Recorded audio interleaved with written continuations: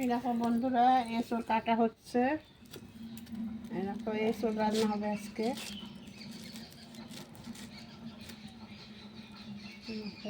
এঁচড়ের এইগুলো নেব।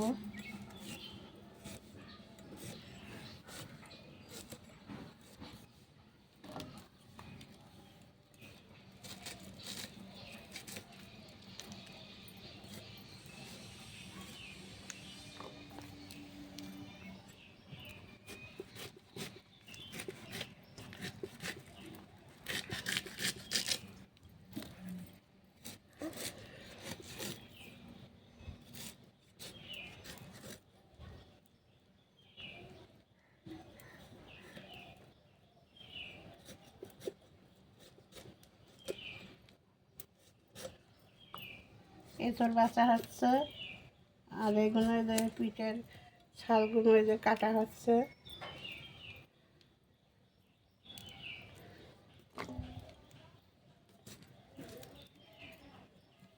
জলের মধ্যে রেখে দিচ্ছি, পরে তুলে সেদ্ধ করে রান্না হবে। এগুলো ফেলে দিতে হয়, নয়তো তিতো লাগে।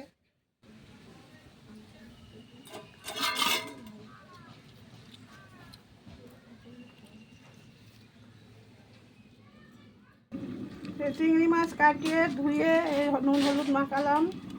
এই দেখো বন্ধুরা, ভাজা করবো। এই দেখো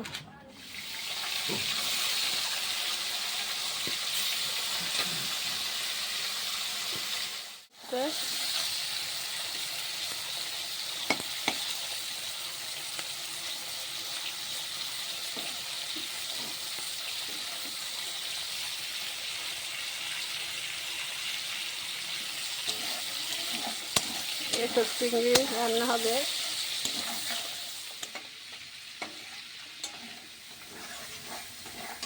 মশলা কষানো হয়ে গেছে,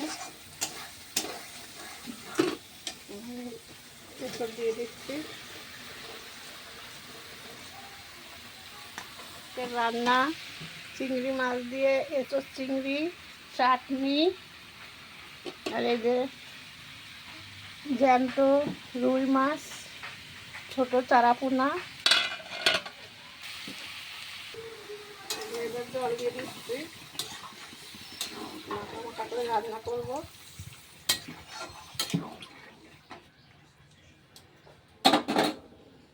5 মিনিট ঢাকা দিয়ে দেবো। ঢাকা খুলে দেখি কেমন হচ্ছে। এটা ফুটে গেছে, এবার চিংড়ি মাছগুলো দিয়ে দেবো।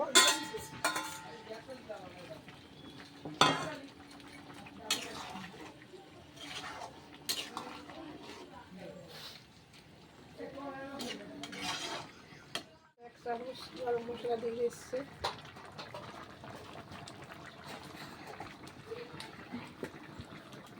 এটা খুলে দেখি কেমন হয়েছে।